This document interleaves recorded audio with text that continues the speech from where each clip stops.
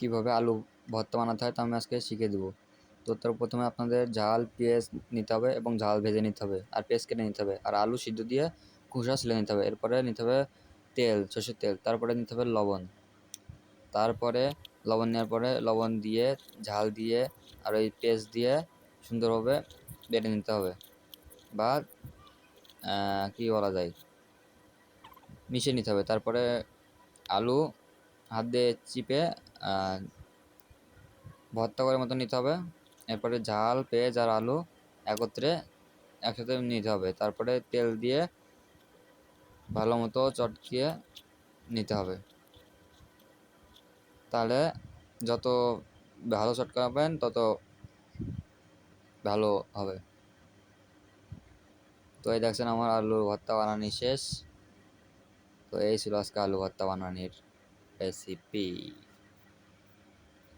ধন্যবাদ।